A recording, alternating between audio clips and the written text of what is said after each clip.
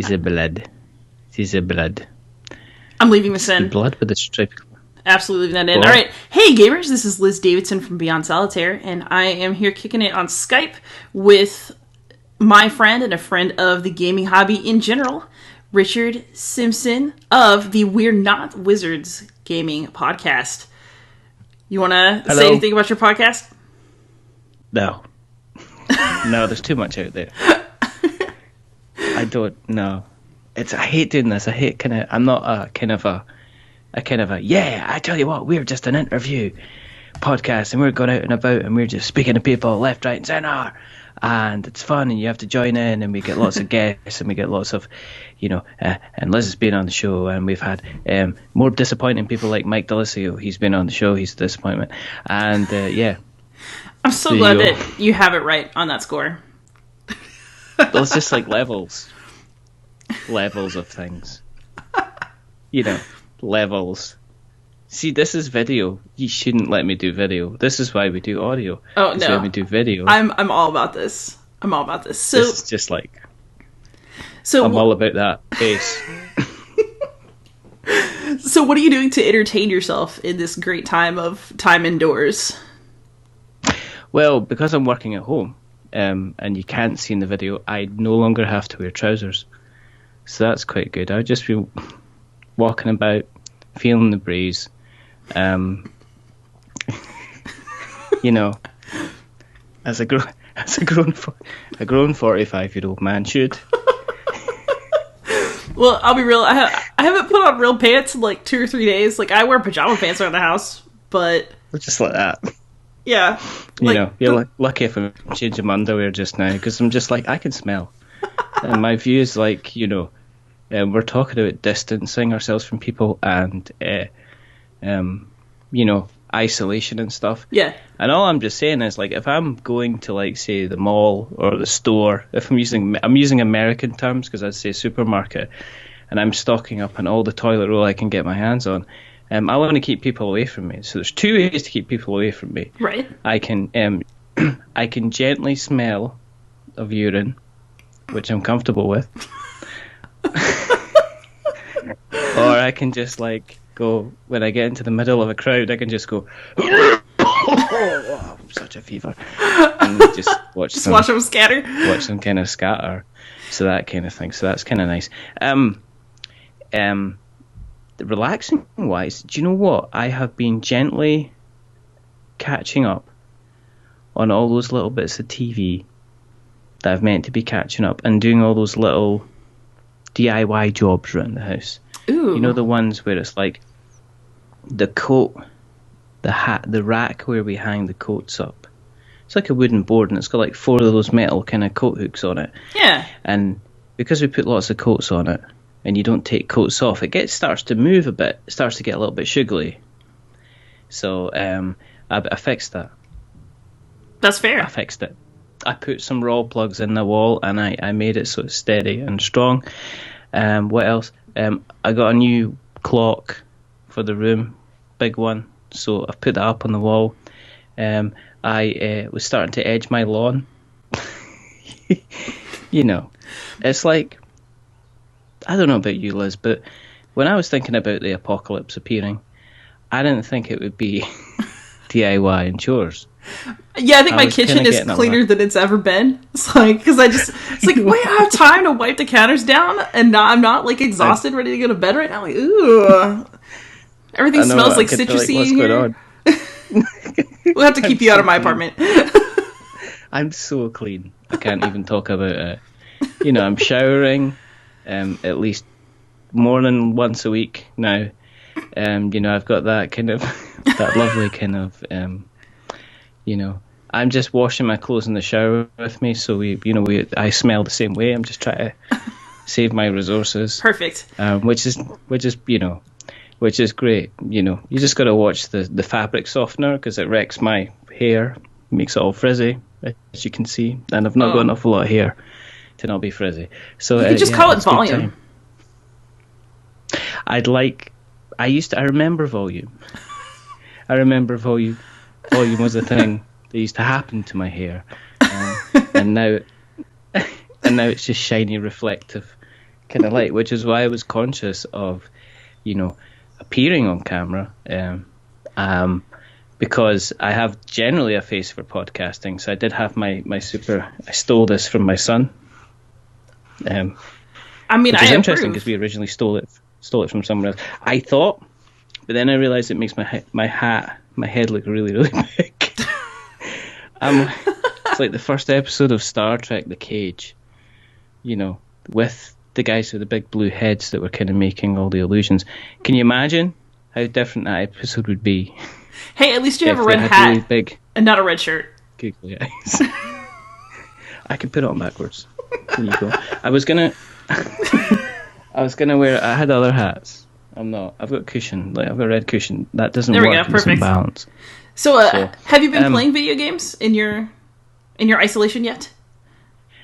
I kind of not. I'm kind of working from home, so I'm not officially kind of isolated. But it does mean that you're kind of like, I was used to kind of like going, yeah, can't wait till Friday, go to the board game club, and then I'm like, oh, that's not happening. Yeah. But I've been catching up on a couple of video games. I've been going back into Dark Souls 2.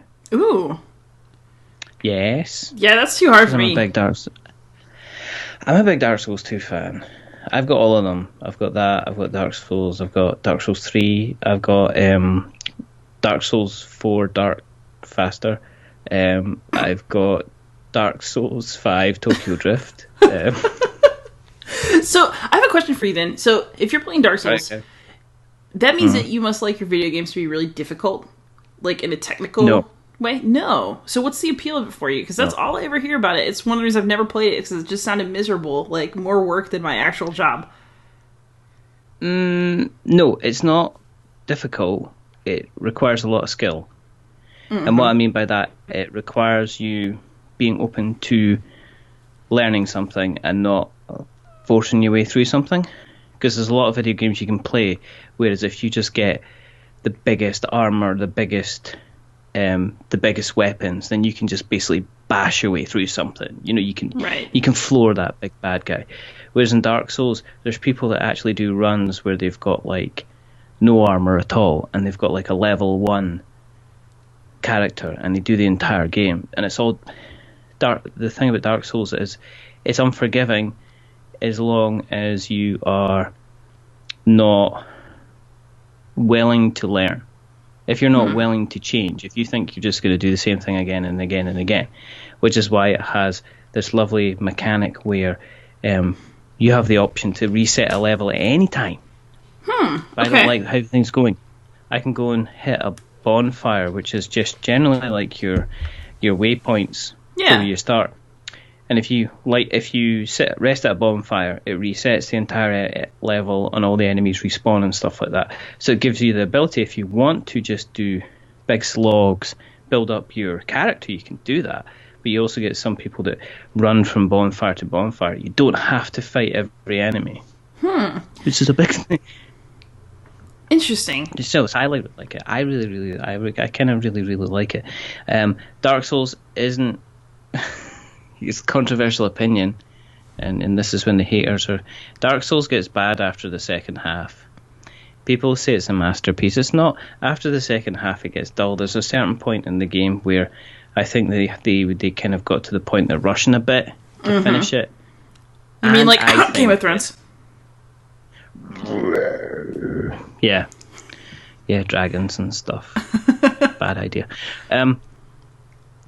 So Dark Souls, not that bad. It's not difficult. It takes time and you got to learn, but it's not. It's very, very good at what it does.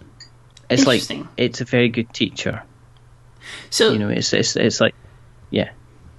So it's good to hear your opinion on this, because before you were a board game reviewer and before you did your amazing non-magical at all, I promise, board game podcast, you reviewed video games. I can hear the sarcasm. I did, yeah. Magic. Magic. So when you review video games, did you... I don't know a whole lot about this part of your life. Did you do it professionally? Was it something that you did the way that you do board games now?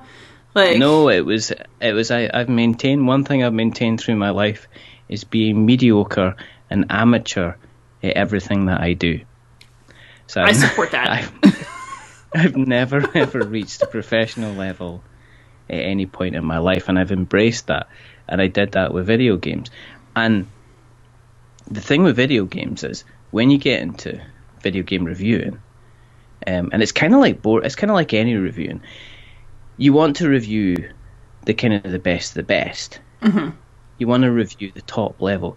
You want to review the Dark Souls of video games. You want to review the best that's coming out. You know, your God of Wars and Witchers and everything like that, because you want to be saying, yeah, this is fantastic. It's a 9. I want Super Mario Galaxy with my hat and everything like that. But what I found after a while was there was 2 things I like to do, yeah? Mm-hmm. I like to write opinion pieces because, like everybody else, I think my opinion is important. Yeah, you know I love my own opinions. I'm a reviewer too, so... Exactly. So, I mean, there isn't any other opinions. Mine... All other opinions exist to make my opinion look good, right? Exactly. My opinion is number 1. Everybody else's opinion is 2 or lower. Just window dressing. That's how you go. Exactly. But then, exactly. Anyone, IGN, I'll take them all on.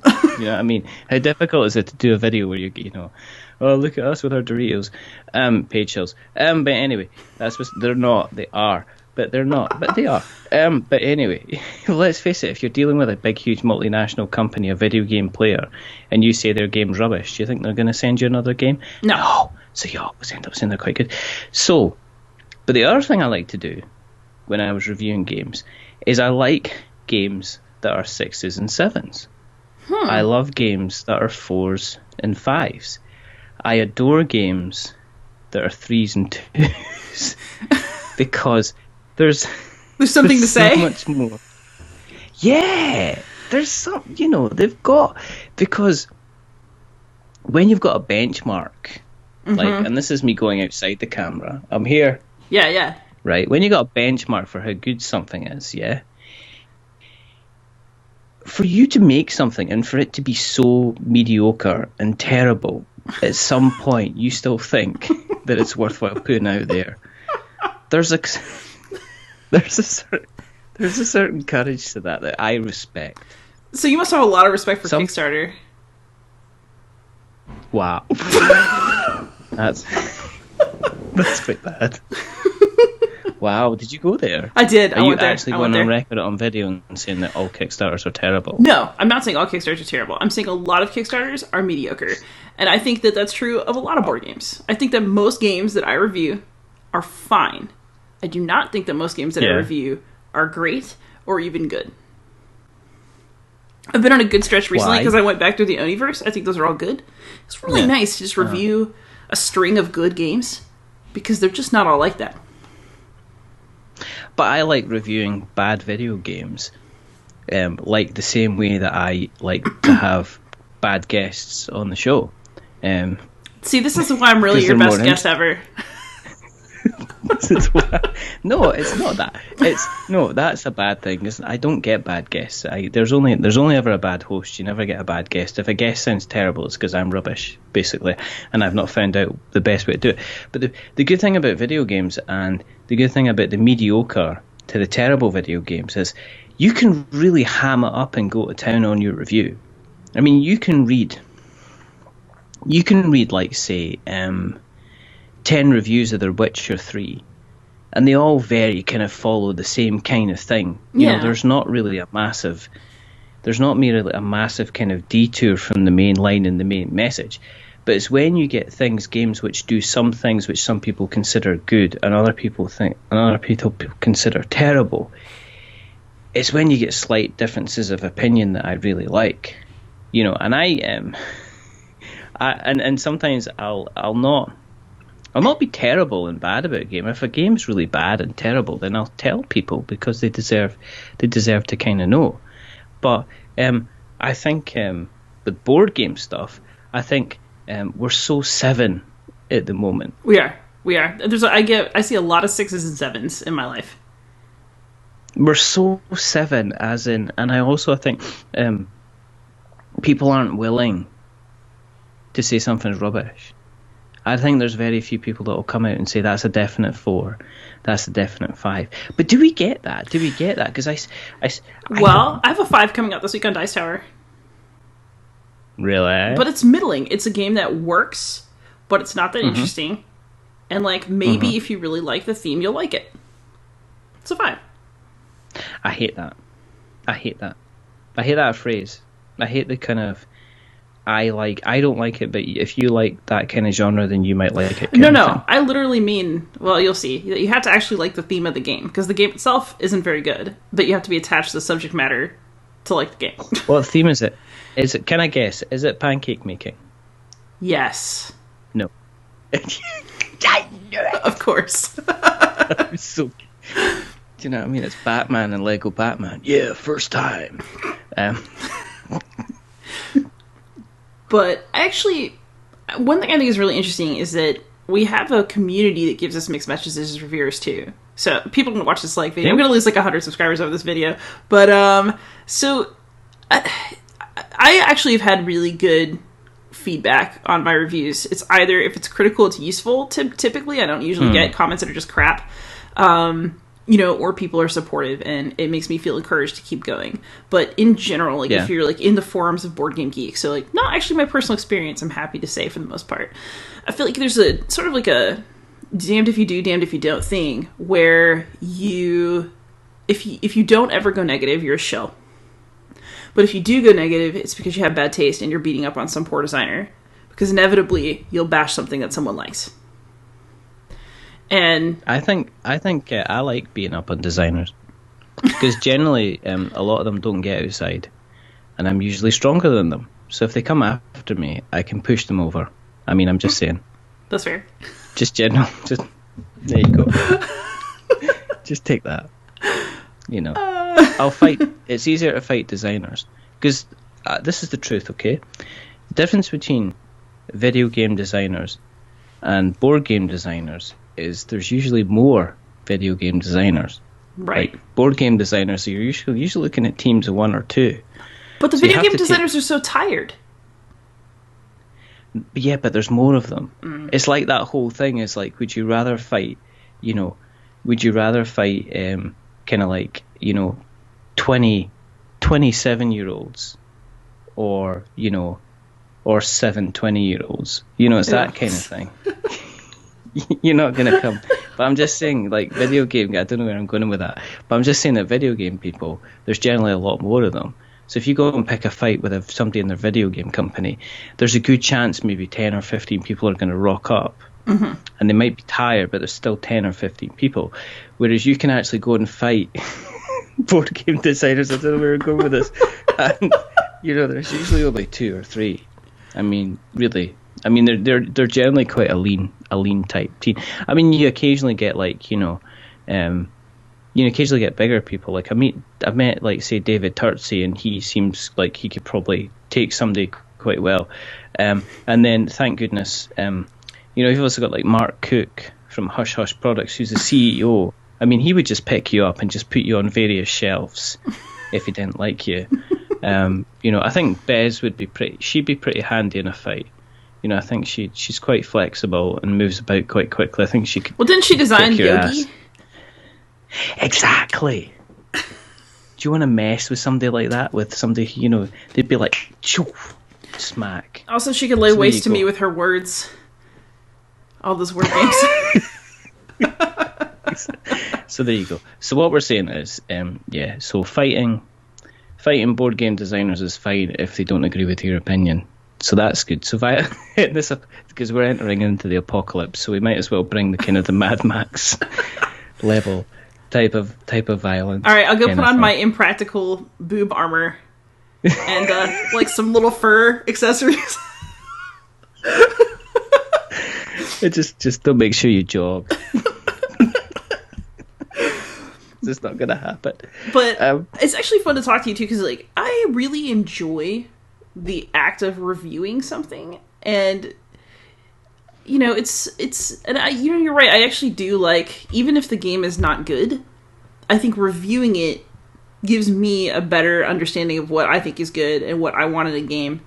Like, I think I get more articulate about and particular about games as years go by of reviewing, because it's like the more you do it, you've seen more games, you have more points of comparison, and I think it's a really enriching experience for me as a gamer to take the time to actually review games. It makes my play experience better. I think the only thing I see, and I see this again and again, is the fear to actually critique the parts of a game that somebody doesn't like. I see an awful lot of reviews which seem to talk about, and you'll enjoy this bit, and I enjoyed this bit, and I enjoyed that bit. And I think it can be difficult. It's the whole thing is the difficulty of, if you know that you could be speaking to this person again, or meeting with this person, or continuing to interact with this person, it can be difficult for you to say, well, I didn't like that bit. But surprisingly enough, in the reviews that I've done recently, especially for Kickstarter ones, where I brought up stuff which I didn't think really worked, the feedback that I had was, well, this is really valuable to me, because this is me putting out my commercial product now, and it's still not too late for me to make changes and stuff like that. Yeah. But what's interesting about it is, like, they're saying, well, you're the first person to mention this when I've had it previewed. And it's like, well, because I still treat a Kickstarter preview as like a critique piece. And I know that there's a lot of Kickstarter previews out there, which kind of puts me off doing Kickstarter previews, because I feel like you're kicking a puppy. I have really slowed down on them. I've really slowed down. I only, at this point, have been I'm kind of reaching the end of doing them, even as like just something that I feel like I should do for a designer I generally like, and I'm trying to only go from this point for projects that I'm really excited about. So I took By Stealth and Sea, a David Thompson game. David Thompson has never disappointed me, and I literally just wanted to be one of the first people to play that game, and I did not regret that choice. But I'm trying to get to the point where I'm not taking Kickstarters that I don't really believe in. And I've never taken one that I thought was garbage. Like, I've had a couple that I didn't want, and I sent them back rather than make a video. Every Kickstarter preview that I've done is for a game that I thought was good, you know? But yeah, I don't even want to do that anymore, to be honest. I just really prefer to review. And I like to do tutorials. You know, I'm a teacher. It's my nature. Like, I want to teach people games and make them more accessible. But I think also being a teacher also does affect the way that I criticize, though. Because even when I kind of take a dump on a game, I never... Like, if you read that review of Guy Fieri's restaurant in Times Square, where he just asked all these questions that are just really horrible, like, why do the marshmallows taste like fish? You know, just it's like the best takedown I've ever read. I laugh so hard, but my own reviews never look like that. I actually do try to see a couple of good things in a game, even if I don't like it, and then say that there are things that I don't like, but I'll always say what I don't like. I usually lead with the good, then say something bad if I have something bad to say, and then I'm like, but maybe this would have a place in your collection if this, or I really can't recommend this, but I appreciate the effort in this area. And I think that the reason I do that is because I'm a teacher. I mean, I criticize my students' writing all the time, but it's like that little sandwich of like, I see the good in you. Here's the problem. Here's some sort of hopeful message, as hopeful as possible, based on what you've given me. I prefer to do it that way. It's Darth Vader criticism, isn't it? You start off good, you then turn bad, and then at the end there's the redemption. But sometimes it's not that redeeming, but like a little bit. Yeah, I like, I'm never going to tell you that something's good if it's not good. Like, it's not going to happen. So, see, my issue with the way I'm writing reviews is I write the way that I write is I write it to kind of entertain as well as review. So I'm always conscious of I'm very conscious of a couple of things. I'm very conscious that the reviewer market is a crowded market. It is. And I saw that today. I saw I'll give you an example. I saw I think it was Sam from Gamelin going onto Facebook and saying, right, okay, we're looking at reviewers for Tiny Epic Tactics, and I've got that game. I mean, I but I was playing it over Christmas and stuff like that, and I had a bit of fun with it. Ooh, look at that I'll face. get onto that. It has good parts. There are good things. It has summer qualities. If you're a big fan of the genre. No. See, I am a big fan of the genre. I love tactical stuff. See, if you like your Final Fantasy Tactics stuff. Oh my god. Yeah, it's my favorite game ever. I'm going to get round to this. Yes. I'm going to get round to this. My point was that Sam put up this post saying, would you be interested in having a review copy? There's literally 47 comments on there from so many different people looking to do write-up on it. And then you look at the write-ups, and the write-ups are very, very kind of basic. Mm-hmm. And when I do a review, I am self-indulgent. I think that I'm self-indulgent. I think that I'm an entertaining writer. I'm very conscious that I've started recording the reviews that I do as well and putting them out as podcasts. So part of it, I'm thinking about, well, is this going to come across? I kind of write the way I speak, which means when it comes to me turning the reviews into audio reviews, they work quite well. They kind of flow quite well because I just go nah, nah, nah, nah, nah. But I'm also conscious of sometimes I've taken paragraphs before I got into a game because I just like to enjoy writing.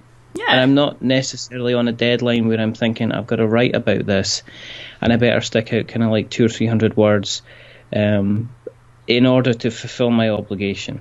Right. I'm just like writing stuff because I really, really enjoy kind of writing for it. So there's that. I kind of like doing that. I kind of enjoy that. So, and sometimes I'll get into a mood. It's really weird. The reviewing kind of things is, there's two sides to the reviewing. There's the actual playing the game. Mm-hmm. And then there's the gusto for getting to create the content about the game, which can be a chore in itself. I don't know if you ever get kind of like video block where you're just sitting there going, I cannot find the first, for me it's the first sentence. If I'm writing the first sentence, and once I get past the first sentence, then the rest of it will kind of flow. For me, the issue is if I'm not in the mood to film, I feel really cranky until I get in the groove. Like sometimes I just kind of put it off a little bit. I mean, I always get there. But you know what? I actually don't script anything. Like my Dice Tower reviews that I do, I'm just talking. So basically, I just talk at the camera for like probably like a time and a half of the time you actually see. And then I just cut the parts where I'm going like, and then thinking about it. Like, that's literally it. I just talk. Because maybe that's stupid, but that's just what I do. If I script it at all, it's that when I play the games, I take notes about like things I liked, things I didn't like. I distill it down into some bullet points, so I already kind of know what I'm going to say. And then I just like, go, back. And that's just how I do it. I don't know. With my written reviews, like I really admire people who riff a lot when they write and they have these really fun and entertaining writing styles. Because I actually feel like my writing style isn't that. I feel like I'm a very business-like person in my reviews, I think. Yeah. One thing that I did for mine is I completely cut the rules explanation stuff. Because I hate that in reviews. Yeah. If I want to know the rules, I'll watch a playthrough or read a rule book. That's what that's for. That's not what the review's for. So I try to really like cut to the chase of like, what is the solo mode like, so you know what you're getting. Especially because solo players care a lot about, is it true solo? Is it multi-hand? You know, how do you do it? Yeah. And then I just do like overall thoughts where I talk about the good and bad points of it.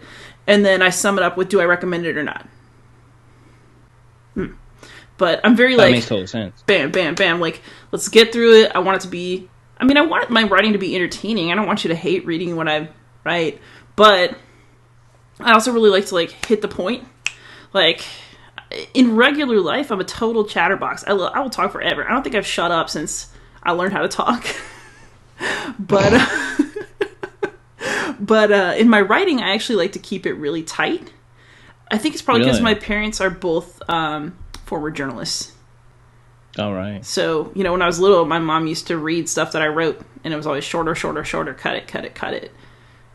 And so I try for writing that has very little bloat, just because that's my personal style. And I don't know if people like that or not, but it's what you get, I guess. So. Yeah. I mean, there's two sides. I mean, when I'm recording the podcast, there's no structure to it whatsoever. You know, everybody will guess that. There's absolutely no structure. It just goes where it goes.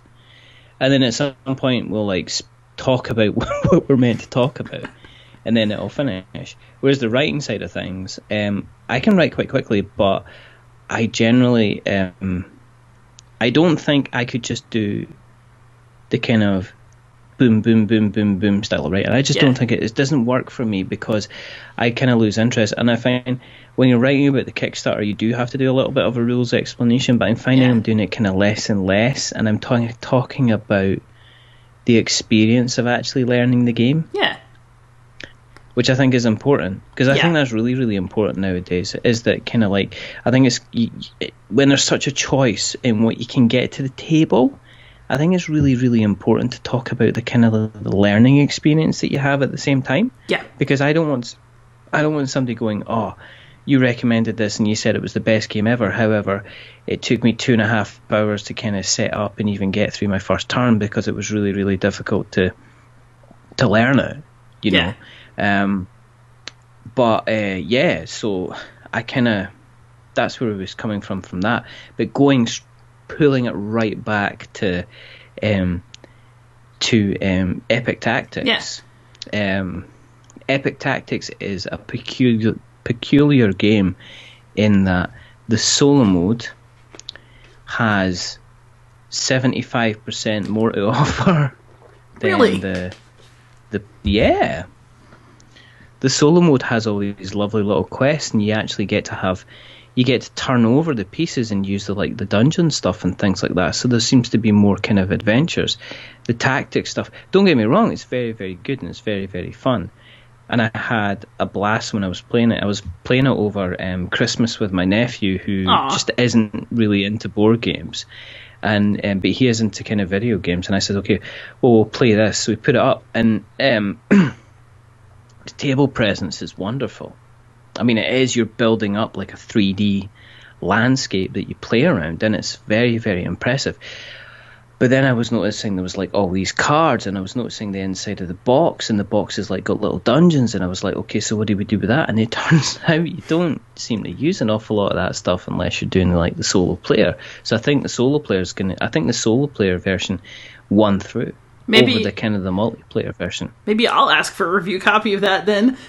Maybe you should. But you know what? I never ask on Facebook though. Like in those threads, I don't ever want myself to get lost. I always just email direct and like try to have more direct contact with the designer or publisher that I'm working with. I generally try to not just ask. I'm quite cheeky. Not cheeky. It's like, okay, you're totally cheeky, because but I'm not. Well, I am. Extra so now that you're walking around without your pants on. No. Pray I don't stand up. But no, there was that kind of whole thing about like going back to Sam, and I just put a comment to say, well, we've already got it, so we'd be able to write something, but you'd need to send me one of your dogs, because I went and clicked on Sam's profile. They've got these huge, beautiful, furry, husky dogs, and I'm like, I am willing to be a paid shill if being paid is having one of these big, huge dogs being sent to me, kind of thing. But I'll do them all the time. I'll do that. I don't know. I just think you need to be a differentiator. But yeah. But we're in this lucky situation where we're starting to get a little bit of a name. Yeah. So it's easier for me to approach somebody and say, we've reviewed this for this person, and we've had this person on the show, and it gives me a way in. I mean, there's not many people who haven't had on the podcast now, but it does give you a kind of a good way. It does kind of give you a good way in. But also, let's not be silly here. You don't want to end up with a big, huge pile of review games anyway, because they're really, really difficult to get. I got too many right now. Really? Yeah, but of course, for me, things have really changed since I started doing Dice Tower reviews. I was doing okay. I wonder when you were going to drop that in. Well, because I was talking about the ease of getting your review copies. I wonder when you were going to drop it in Dice Tower. It's like, proud members of the Dice Tower network. Well, what's interesting is that. So don't think Tom will mind me talking about this. He's a really cool person, actually, and we had some really good conversations. Oh, yeah. Like, I got in touch with him, and I said that, basically, I kind of got tired of doing Board Game Breakfast. I was feeling, like, uninspired, but I wanted to keep doing videos for Dice Tower, because I got on Throw Punch Lunch, like, forever ago, and my first videos were for that. And so I was thinking, like, oh, I bet I know what he needs. He needs probably more reviewers, because poor Tom is reviewing, like, 8 games a week. And so I just wrote and said, hey, and I wanted to go to more conventions and have a place to, like, sleep that I didn't have to pay for. So I just wrote and said, hey, can we... What's in it for me? Yeah. I mean, it's a service, right? I was like, can I just asked if I could, like, write reviews in exchange for, like, being on his booth staff and staying in whatever Airbnb they get at cons that I can go to. That was all I asked for. And he actually does pay me per review video. Wow. And I really like that, because for me, that means that I am being paid in the only way that I feel comfortable in this industry, which is by media. So I'm a full-on media reviewer. I got my dream, right? Because, I mean, I'm on record as being somebody who feels really uncomfortable taking money from publishers for their product. Yeah. Because that's advertising to me. So I'm in a situation now where I can do this ethically and make a small... extra income on top of that. It's not a lot, but I'll take it. Heck yeah. Yeah, exactly. Yeah. But it's also meant a real change in the review copies that I get. Like, I used to get mostly yeses and then, like, the occasional no or non-response. Lots of non-responses, actually. And now it's so much easier to get review copies. It's almost too easy. And, like, people contact me sometimes. And it's like... It's weird, because at first you're really excited about it, and you're like, yes. And then you're like, wait, no. Because they just pile up. I always check. It's like, you're sure you're looking for the non-wizard people? Yeah. Because I know there's wizard people that do kind of board game reviews. Shall I put them, in kind of their direction instead? And they go, no, we meant you, and that kind of confuses me. I think the strangest one lately was I got... some stuff sent from Funko, the Funko Pop guy. So I got sent the Jurassic Park one and the Golden Girls one. So I got them through, and I was kind of like, this is weird, because they're like a big they're a multi-million-dollar organization, and they're like, oh yeah, we'll just get this kind of sorted out for you. And I was kind of like, okay, and then nothing happened for a couple of weeks, and I thought, well, I'm not going to chase it, because, it was like, the fact that you even responded to the email, and then they turned up, and I'm just like, okay, so I'm going to kind of look at that. There's the big coughing elephant in the room, which is the current situation regarding, because you're okay, because you do solo mode. I do. So you can sit there, you can say, I was built for this. I was designed for this apocalypse, Yeah. Whereas the other side of it is, if you're trying to review multiplayer games at the moment, I don't even know how you're going to be able to do that. Tabletop Simulator? And I'm wondering why people... But it's not the same thing. Like, you don't know how funny a game is, or how serious or how tense a game is, until you've, like... I mean, for solo mode it's different, but when I'm playing with my game group, I want to feel that tension, and I want to feel that interaction more, because that's part of the experience of the game. There's a tactile... There's something very tactile about holding some physical pieces in the hand, and it gives people... I like to see how people interact with the pieces on the board, if they're picking them up and looking at them, or appreciating them, or if they're feeling the quality, or rubbing it on their face. Tell them not to do lick it. I'm kidding. But yeah, gotta sleeve everything these days. Exactly. You'll get that back in 3 days when it passes through. I'm just gonna get a chess set and put little baggies around the pieces. It'd just be cutting off the fingers of gloves. Yeah. There's another pawn. There's another pawn. There's another pawn. But yeah, so the question is, how are people going to be doing it? Because I think if somebody's going to be spending money on a game, I don't know how I would feel if somebody says you're buying it for the mechanics. I don't know if you are. People like the cardboard and they like the stuff, so I can appreciate somebody saying, I want to know what it's like on the mechanics. But what happens if it's a pain in the ass to get back in the box? Yeah, or it's the worth knowing. components aren't fantastic, or the components aren't fantastic. I don't know. It's an interesting thing. It's a first world problem, isn't it? Totally. How do we review board games? But I actually love the tactile nature of games too. Like, you know how people complain about Onirim and like they don't like the shuffling? I actually really do like the shuffling. I find it very soothing, like having something to do with my hands. Like, I don't fidget as much as I used to, but when I was really little, I used to be like a leg bouncer. You know what I'm talking about? Like, you're just constantly bouncing your knee, or, you know, I used to fidget with stuff all the time. I'm doing that now. I'd stand up and show you, but I'm not gonna. No, don't. That would be wrong.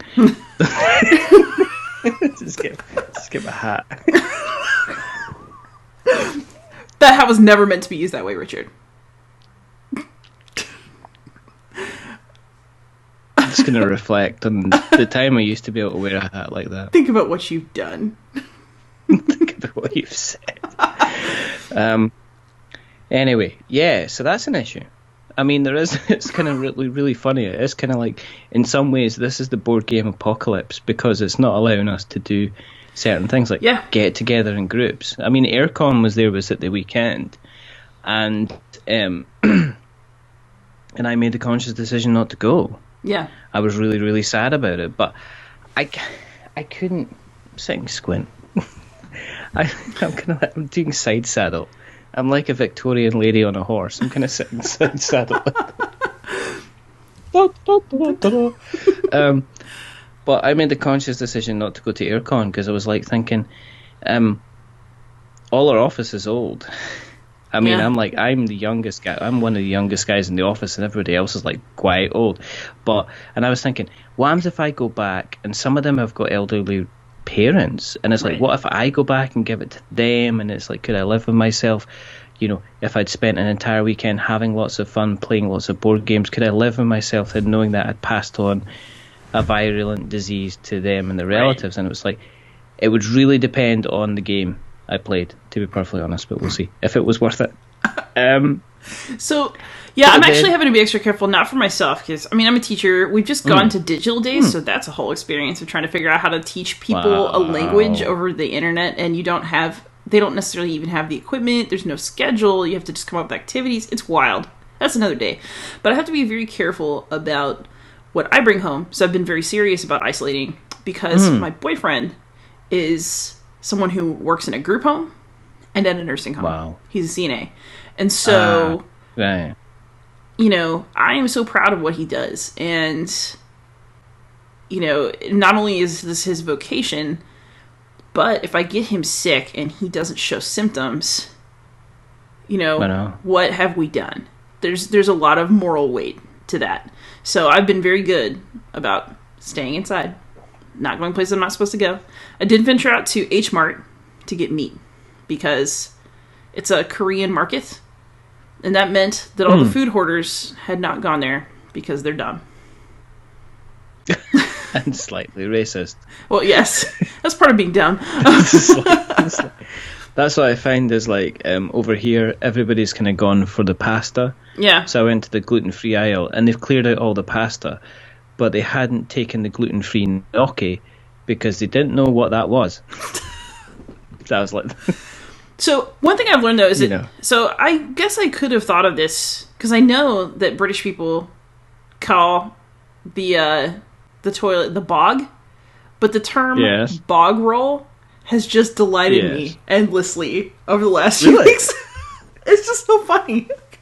But it's because I'd actually already heard the term bog troll for like the people who, you know, try to like spritz your hands and like hand you mints for tips in the public bathroom. Yeah. No, I mean, bog roll is definitely a thing, and it's like, it is kind of, is it gone a little bit out of fashion? I don't know.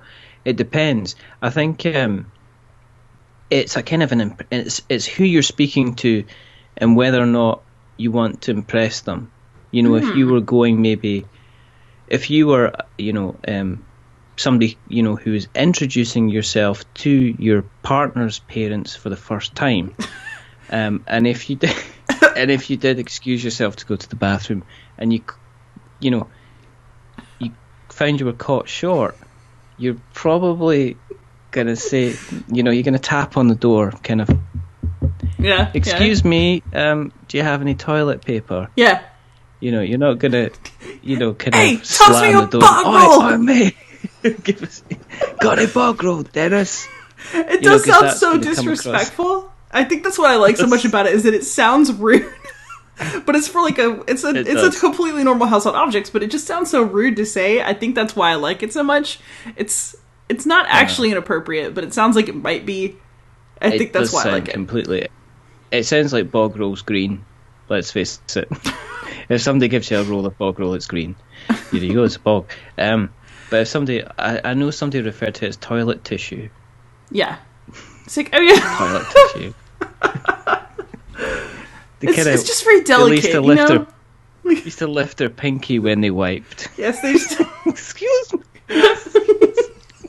Excuse me. Pop. Oh no, I've done a tummy shame. Who's in the toilet? It's Mama. Oh my god. But yeah, there's definitely something. If you leave it long enough, she'll do God Save the Queen. So, one thing I've been making lots of jokes about because I'm a Latin teacher is, and you've taken Latin, you know this, is that Yeah, I mean, what do we need toilet paper for? You just need a shared sponge on a stick. I know. Like, so in Roman public latrines, they just, like, had a bucket with some water in and, like, a sponge on a stick, and everybody used the same sponge. We've come a long way, people. I don't know, I think we're on our way back to that when people are just, like, going, yes, I utterly need this week. And it's like, what are you going to be doing with these 27 rolls of toilet paper, you disgusting man? It's just, there is the danger, though, if you've got the sponge on a stick. If you take that to the wrong party, and they're having fondue, that's a whole different... Oh, no. Well, did you know that people used to fight for the rights to clean out ancient public toilets? So they wanted to collect human excrement so they could sell it as fertilizer. Because if it was a public toilet, you had, like, higher quality crap. Because somebody who had a richer diet might have gone in there. So you collect it and you use it in the fields, which is, like, horrific to us. But I don't know. I mean, I guess it worked. Oh, all you can eat Thursdays. That would have been interesting. But I mean, there was that thing about the saying about I brought this up a little about not having a pot to piss in. Yeah.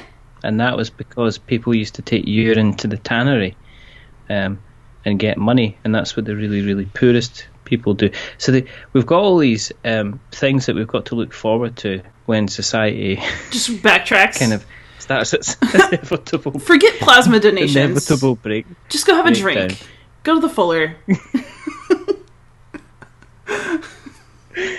Get caught short with a toilet tissue at the other side. God save the Queen, kind of thing. I gotta tell you though, it makes me wonder, like, how much soap do people think they need, even for like 3 or 4 months worth of soap? Like, how disgusting as a kind of an entire race were we before that we weren't using that amount of soap? Right. I mean, how often were people not washing their hands? I mean, were they kind of hanging just not, that'll be good, and I said that 2020 will be remembered for being the year that the cases of stomach viruses, colds, and other diseases just like fell off the chart because everybody's all of a sudden kind of washing their hands. At the same time, things now are better than they've ever been. Like, think about it. People in earlier times used to have to cut an orange in half if they were rich enough to buy an orange and hold it under their nose so they wouldn't smell like themselves and the people around them. So you actually needed to, like, apply direct access nasal protection because everyone smelled so bad. I mean, people used to, like, the whole family used the same bath water. Or, like, you know, if you go to Roman bathhouses, they're like, oh, the Romans were so clean, how hygienic, blah, blah, blah, blah, blah. But would you want to be the last person to get in the hot water that day? I think not. Oh. So... Unless it was bonus toenails. Oh. Toenail clippings. But that's just, you gotta get your calcium somewhere. Of course. But... You know, even now, like, we're laughing about how gross everybody is, right? But, like, it could be worse. At some point in history, it was a lot worse. So, it was a lot worse. In the event of total societal collapse, we got a lot to look forward to. I am personally looking forward to all these people kind of gently realizing that they're going to have to live off pasta and tomato sauce for the next 6 weeks because they realised they couldn't cook. So there's that. There's that kind. I just couldn't believe it. It's like I just went in because I went in today just to pick up a couple of things because I've only been going in and picking in a couple of things, and depending on what you want to get, there's still plenty of stuff there. It's just you just need to not be wanting to just have something that you cook in half an hour in an oven. Kind of thing. So we've got plenty of stuff to kind of keep us going. Yeah. I am.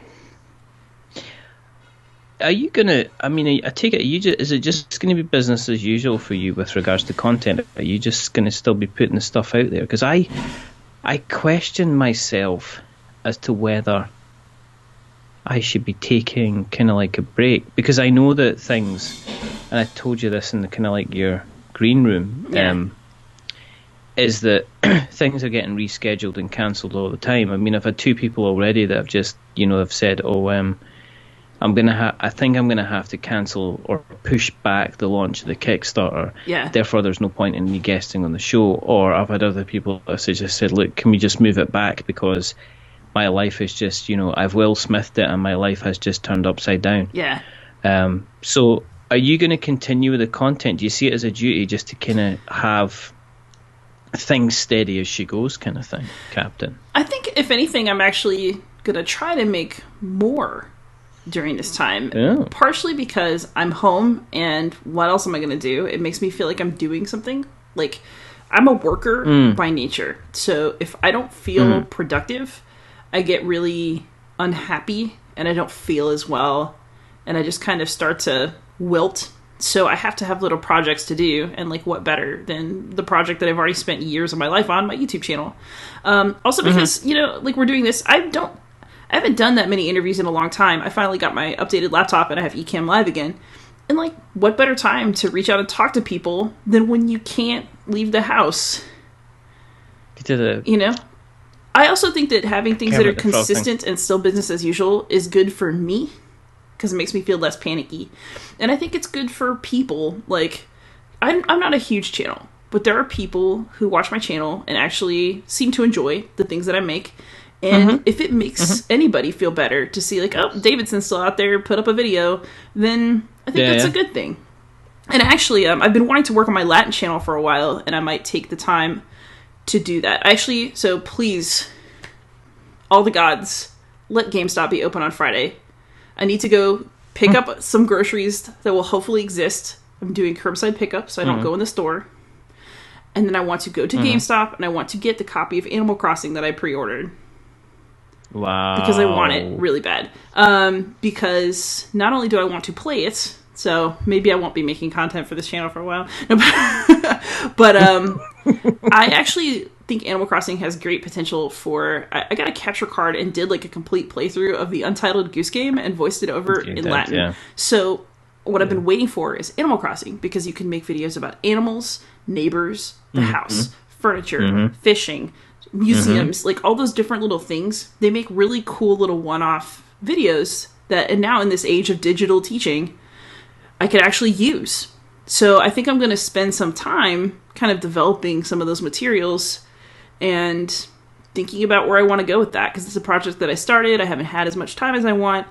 I teach Latin in a somewhat unusual way. We speak it, we write it, we hear it. It's a very active thing in my classroom. And without that activity, it's making me a little crazy anyway. So I'll be thinking about that. Actually, this is so stupid. But I bought a whole bunch of different kinds of cat treats, and I'm going to, hopefully in Latin, have my cats test them so we can practice words like prefer, better, good, not good, but in the context of something that is, like, compelling, because everybody likes cat videos, and that entertains me. Like, it just fits my sense of humor. And so I just want to make stupid stuff while I can. Like, I kind of feel like the best thing about the internet is we can all comfort each other by just making dumb crap for each other to enjoy. Like, because I'm not a doctor. I mean, I am, but not that kind, right? And so, like, I can't... You know, I mean, I teach Latin, and the things that I do, I have a board game channel. I clearly exist for my own enjoyment, and then hopefully also for the enjoyment of other people, because it ain't practical. It's there for enrichment, and I sort of feel like that's what I need to keep providing, because that's what I'm good at doing. What about you? Yeah, I mean, I think there's gonna... I think I'm the same. It's going to depend on... I could say, it depends on guests, but I mean... I think people keep continually telling me, well, there's so much stuff you've got out there already that there's a backlog that people can check anyway. Yeah. And I think it's the same thing. I think if it depends on the circumstances and it depends what happens, but I would like to continue to kind of keep going and keep speaking to people and keep putting things out there. I think that people are going to get stir crazy. I don't think there's going to be an issue with folk wanting to guest, I don't think. Yeah. Because everybody's going to be working at home in isolation. Exactly. If anything, I could potentially have more guests. Right? If anything, Tom Vassell might say yes. That's not true. It's not like I've asked him. It's not like I've went, hey Tom, do you want to go on the podcast? I don't think I've ever asked him. You know what? You should.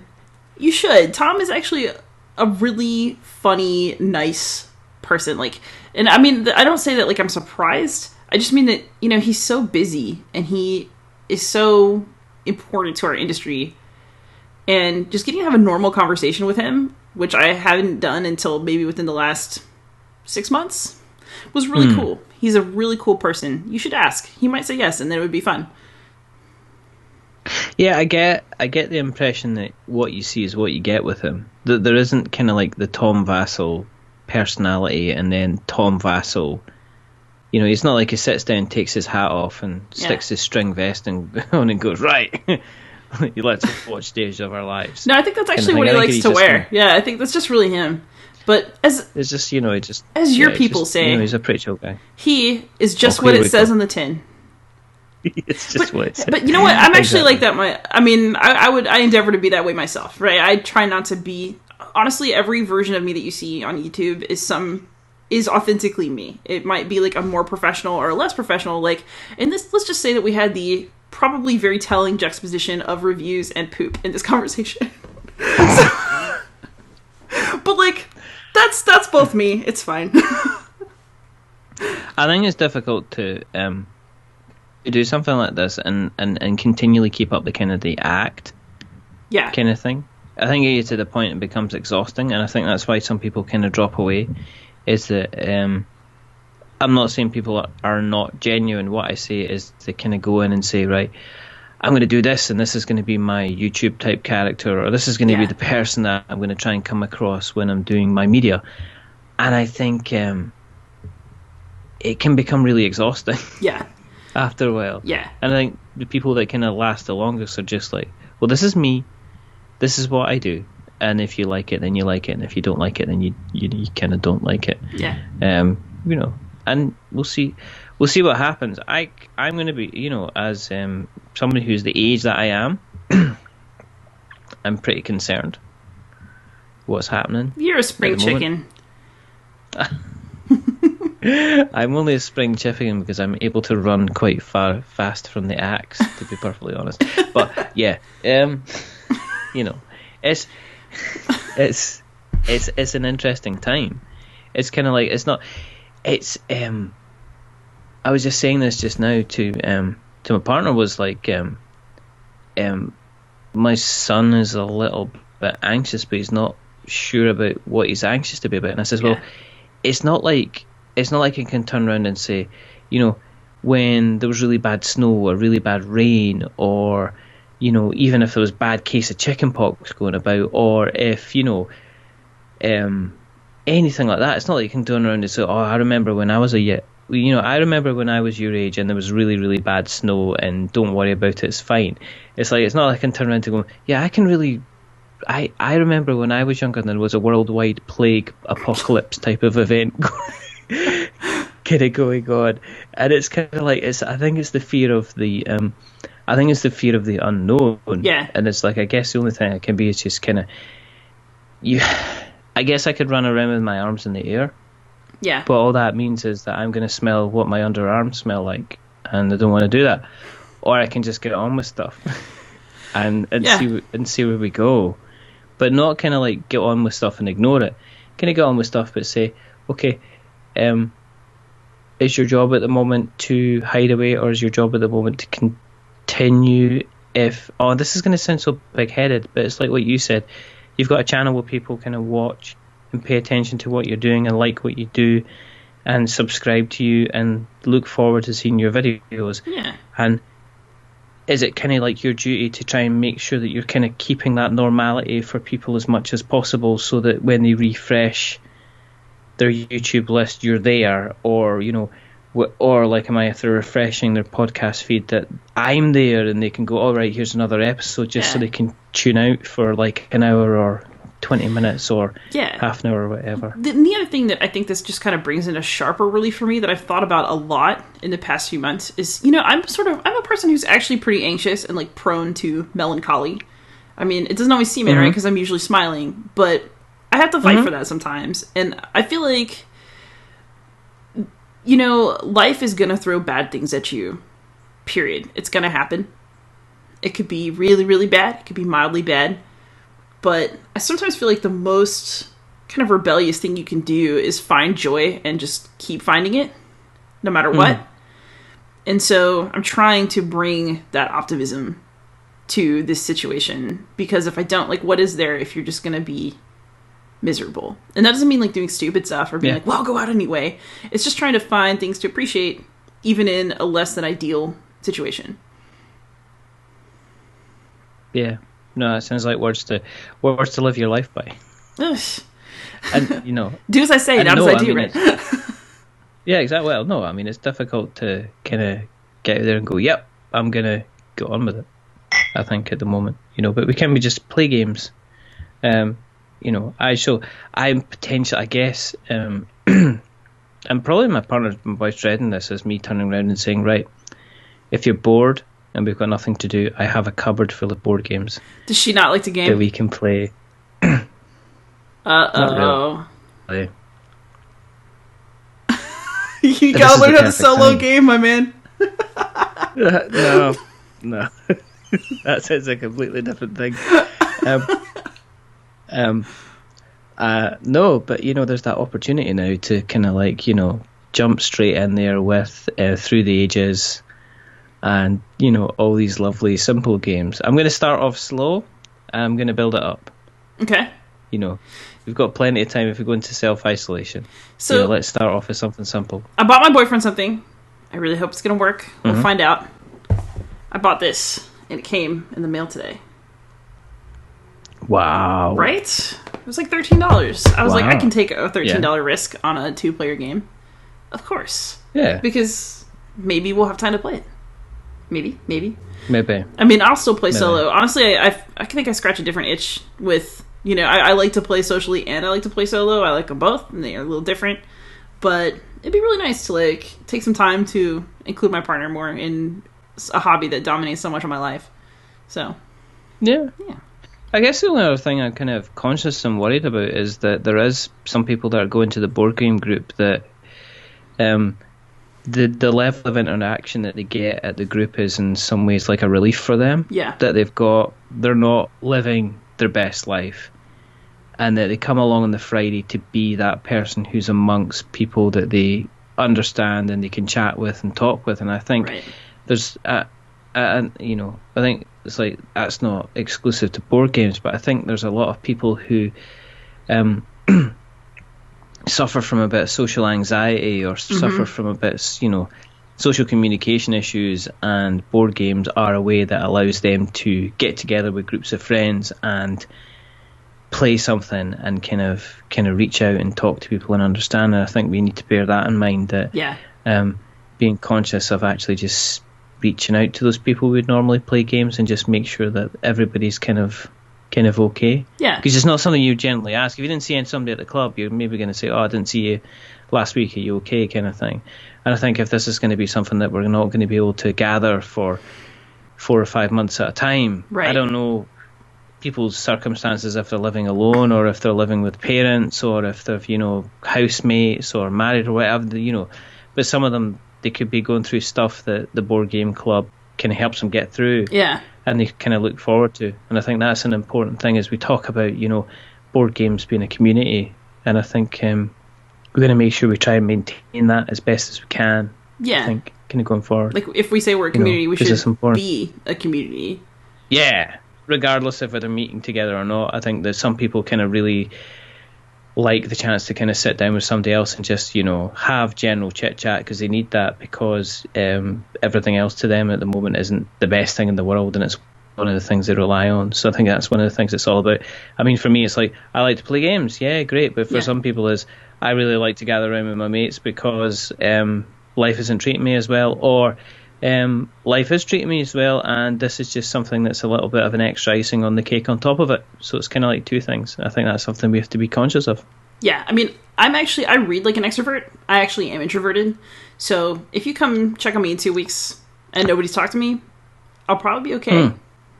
But yeah, not everybody's like that. And I think you're absolutely right to bring up the aspect of community of, the people you play with. I mean, are they really just people you play with? Yeah. So, yeah. Family. On that note, Family. I know it's late for you. On that note. Yes. So, play games. Talk to your friends. Find ways to play online. Where can we find you if people want to bother you on the internet? Okay. Ooh, that was a good crack. I like that. Well, you can find me on all the different places. I say Worn Out Faces bright and early for the daily races, because I'm on, you search for We're Not Wizards on Google and you'll find us on Twitter and Instagram and Facebook, and we've got our blog, which is we'renotwizards.blogspot.com. We've got our website, which is we'renotwizards.com. You can find us on all the different podcast catchers of choice, your Apple Podcasts and such like. I didn't talk about what we do. We just basically, it's a podcast where I talk to people, and sometimes cardboard comes up, and sometimes it's just like when me and Ben Maddox get together, it's just two old men shouting at the sky, being angry about stuff. But yes, I have a lot of fun. I can tell everyone here, it is good listening. I listen to your podcast and I enjoy it, which is why I want to just hang out tonight. And, of course, if you're watching this video, you've already found me here at Beyond Solitaire. Happy gaming, everybody. Yeah. Goodbye.